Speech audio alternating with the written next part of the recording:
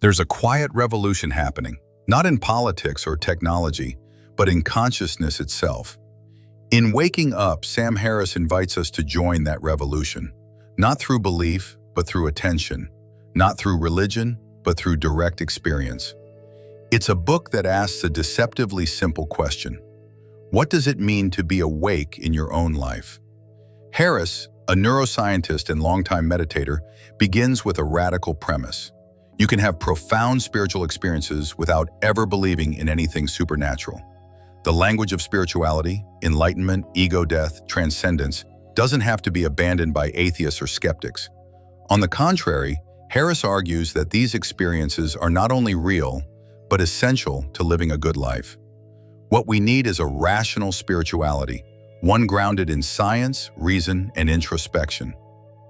The central thesis of Waking Up is that the feeling of being a separate self, this inner narrator we think of as me, is an illusion.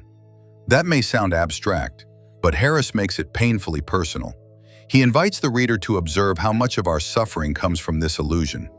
Anxiety about the future, regret over the past, jealousy, anger, fear, these all depend on a belief in a self that must defend, preserve, and control its world. But when you look closely, through meditation, mindfulness, or even deep introspection, this self can't be found. You can't find a thinker behind your thoughts. You can't locate a solid you inside your head. There's just consciousness, and whatever appears in it, sights, sounds, sensations, thoughts, all arising and passing like weather in the sky. This insight that there is no one at the center of experience is what Harris calls awakening. And far from being mystical fluff, he shows that it has a firm foundation in both neuroscience and contemplative traditions, especially Buddhism. The illusion of the self is a trick of the brain, a byproduct of how we evolved. But just because it feels real doesn't make it true. To explore this, Harris introduces readers to the practice of meditation, not as a religious ritual, but as a method for training attention.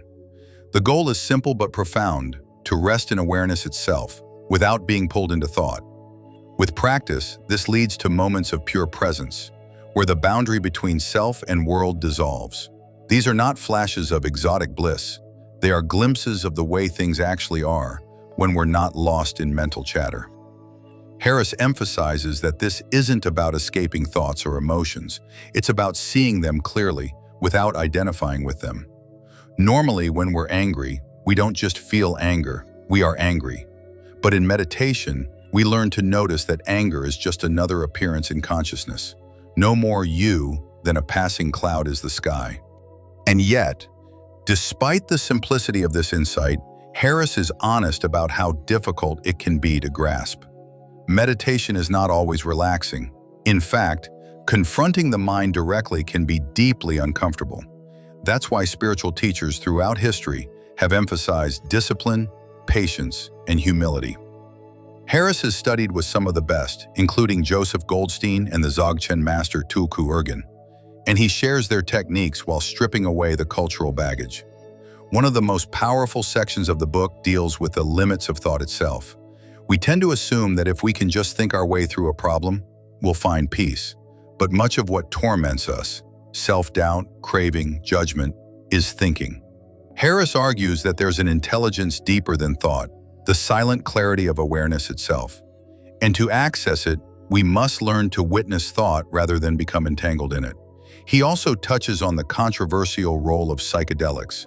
While Harris does not encourage casual use, he acknowledges their power to dissolve the ego and reveal the impermanence and fluidity of experience. When used responsibly, substances like psilocybin or LSD can show us what the mind is capable of, both its chaos and its transcendence. But he cautions that these are glimpses, not guarantees. Lasting freedom comes not from peak experiences, but from ongoing practice. Throughout the book, Harris is relentless in his commitment to clarity. He dismantles the idea that spirituality requires faith. He warns against the cult of gurus and the dangers of irrational belief.